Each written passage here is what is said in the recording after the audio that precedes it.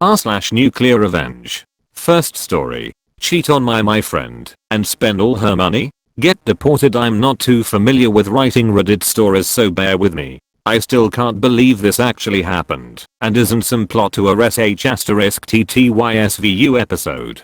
Obligatory. This isn't my story, it's my friend's, but I watched the whole thing go down. So my friend, let's call her Coco, was really popular in high school. The type of girl that everyone wanted to be friends with and nobody wanted to cross. Coco was known to be promiscuous, but by senior year she seemed to have finally settled down and was in a stable relationship with a boy. Let's call him Edgar. Edgar immigrated from Ecuador as a child, but was completely Americanized, and I don't even think he spoke Spanish that well from what I can remember. He was type of kid that was seen as kinda a bum to most at the school. He was nearing 20 and barely showed up to class sometimes, only to smoke behind the school and hang out with friends. I guess he was on some sort of program to get his diploma before he legally couldn't continue showing up. Regardless of this, he made my friend happy, so even if I didn't think he was Prince Charming, I tolerated him. Coco, on the other hand, was head over heels. She worked every day after school at the local grocery store, and with her hard-earned money she spoiled the hell out of him. A news box, shoes, taking him out to eat, the whole 9 yards. She kissed the ground he walked on, and I was of course skeptical, but again, she was happy, and it wasn't my business. Things seemed cool for a while, but when sh*T hit the fan, it hit with ferocity. 5 months into their relationship he cheated on her. Not only did he cheat, but the girl he cheated with was freshly 14 years old and a freshman at the same high school. Keep in mind he's 19 and probably shouldn't even still be at the school. This 14-year-old girl wasn't exactly innocent. She'd had a reputation for a while for sleeping around with older men and looked around 17 to 18. Not to take away from the gravity of the situation, but to point out she was a very willing participant. I just feel it's needed context. News broke because this girl was bragging to all her friends about sleeping with Edgar, and I guess one of the friends told Coco. I was almost 100% sure that Coco was going to fight this girl. She, being 17 at the time, wouldn't have gotten into the trouble she would have being an adult. To my shock, however, that's not what she did. Coco was obviously devastated. The man she's adored for almost half a year, her first real boyfriend, and the thousands she's spent trying to make him happy definitely tore her to pieces inside. Instead of fighting the 14-year-old and trying to socially execute her, however, she played it smart. Here's where the nuclear revenge came in. This 14-year-old knew Edgar was with Coco and obviously feared Coco and the social power she had at the school. It was clear that she was scared to death of even showing her face once the news broke out, expecting to have to fight Coco or having to attempt to save her social life. What went down, however, was nothing like that. Coco messaged the girl on Instagram saying pretty much this: "Hey, I know what happened between you and Edgar, and I just want you to know I'm really sorry he took advantage of you like that. I think we should meet up and talk about it. I know it's not your fault." Coco didn't really believe this girl was preyed upon, and I'm sure she was even pissed at her, but it was important to her master plan that the girl took up the victim role. They end up meeting, and Coco pretty much showers the girl in affirmation that she's a victim. Edgar is the evil Baphomet child of Satan, and that if she went to the police, that Coco and our whole friend group would stand beside her and care for her. Long story short, the decision between social suicide and a fast pass to the popular group wasn't too hard for this girl to make, and she ended up going to her guidance counselor the same day. The guidance counselor listened to what happened and promptly calls police, who pull Edgar out of class and have him handcuffed outside in a public spectacle. When the ugly truth comes to light, it's worse than anyone could have imagined it. Not only did Edgar and this 14-year-old get it on, they did it in the school bathroom. His mugshot was plastered on the news and everyone was talking about it. After multiple hours of Coco gaslighting this girl and telling her all the right things to say to the police, he was charged. He ended up getting charged with statutory R**PE on top of another charge because it was on school grounds. He got $50,000 bail, which he wasn't able to pay, and better yet, they were deporting him to Ecuador, the place where he had no remaining family, barely spoke the language, and that's only after he served his 5-year sentence in the United States. Throughout the entire trial, Coco pretty much coached the 14-year-old, telling her to say she was scared and felt pressured to do it when in reality it was all on her own accord and nothing new to her. She complied with everything Coco said in order to save her social reputation. She even continued to brag about her sexual endeavors to us, but as long as it wasn't Edgar, we were happy to entertain it. We were young and dumb and living life like we were in an early 2000s teen movie. Looking back, I can tell the girl definitely had some issues with male attention. Regardless, for the rest of our senior year, Coco let the girl tag along with us and treated her really well, even bringing her to senior prom in a loophole for the LGBT students. 3 years later, the girl is seemingly doing great. I see her on social media from time to time, and she's enrolled in college for the full semester. Coco has a new boyfriend she's been living with for over a year now, and Edgar is still in prison awaiting his deportation. Looking back, I realize how messed up the whole situation was. The 14-year-old definitely had some problems in her life, and Coco was definitely manipulative. Sometimes I even feel bad for Edgar, but at the end of the day she was still 14, so even if she was totally down with it, it's still illegal. I don't think either side was exactly doing the right thing. It's not like Coco actually cared about the 14-year-old like she pretended she did. At least the girl had a nice time for the rest of high school.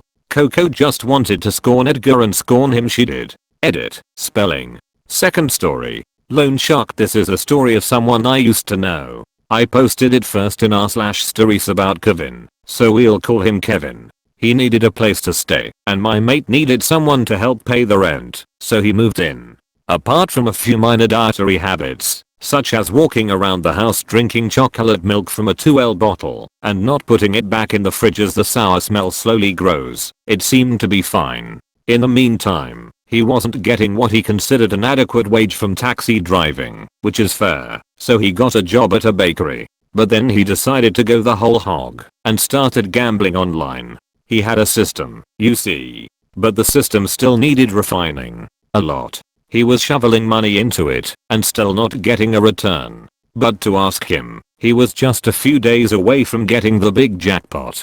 But he didn't have the money to make it work, so he borrowed from a loan shark. We didn't know about this part, so he lost that money too. Didn't tell anyone. Had no way of paying it back. Went to my mate and said, "Oh, I might be moving out in the next few weeks." My mate said, "Sure." It wasn't a big deal, and he figured he'd be able to just tighten his belt a little.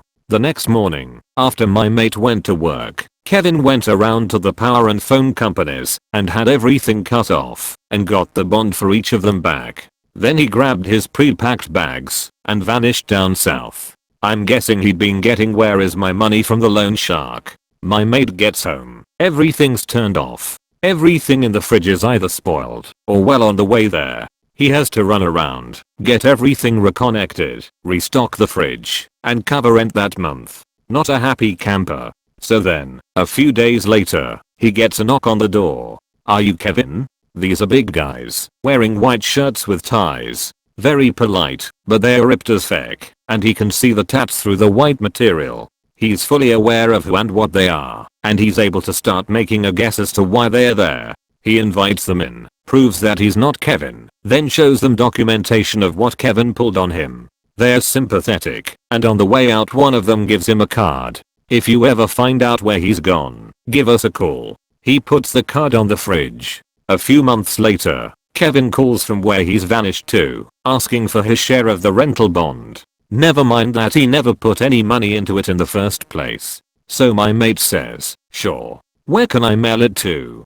Kevin rattles off an address. "No worries. It'll be on your doorstep." Before you know it, my mate hangs up, takes the card off the fridge, and makes a call. "So, you wanted to know where Kevin was?" That Christmas, he got a card from the loan shark with $500 in it. Third story. Why you don't steal liquor from a rural small town bar. So, full disclosure, this story isn't mine. It comes from a friend of my father's and is a couple decades old. This means I don't have all the details, but luckily, neither do I have or remember anyone's names, so we won't have to worry about privacy slips. My only regret is that I probably won't be able to answer a lot of questions beyond conjecture. This story takes place in a very little unnamed town in the Arctic region of a Canadian territory. A pretty generalized location, but rules are rules, so that's as much as I'm willing to provide.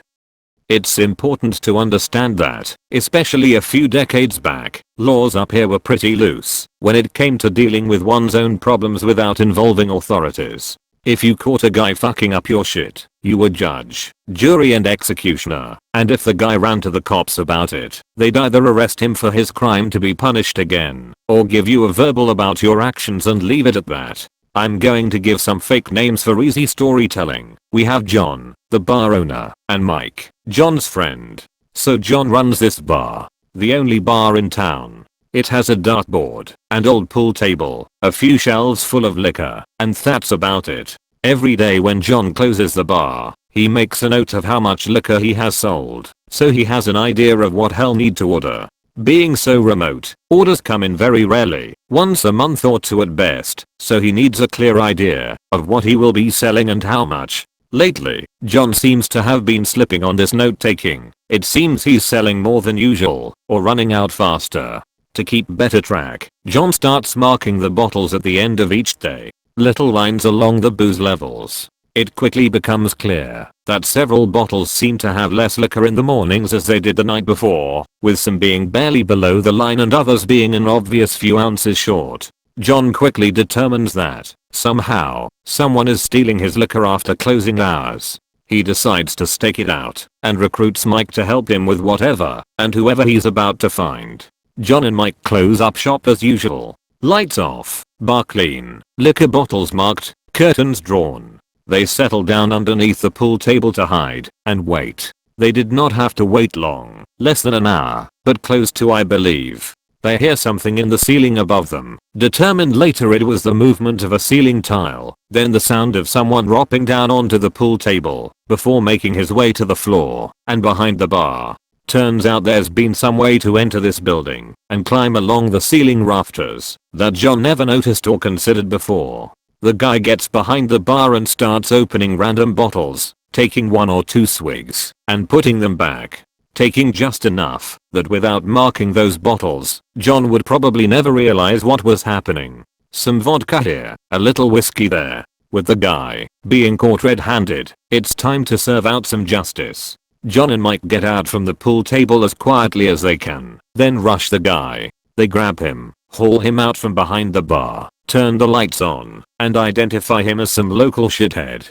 We can call him Asclone Larry. They decide to punish Asclone Larry then and there, to scare him off of ever robbing that bar again and ever so much as thinking of fucking with John's shit ever again. Mike bends him over the pool table and yanks his pants down from his ass, while John grabs his cheapest whiskey from behind the bar. They take a fucking metal brush to Larry's ass, the kind you use to remove rust from steel. They scrub the skin down to the meat with this guy screaming, then pour the whiskey over the wound. Then they throw him out the door onto the road. And that is where the story ends. I don't know if Larry ever tried to do anything about it, and as far as I was told, Mike and John were done and never had problems again. I don't know if they went back in for a celebratory drink or just locked back up and went home with Larry laying, crying, in the dirt. Moral of the story, don't mess with people in a half-lawless land, and don't be an Asclone. The end.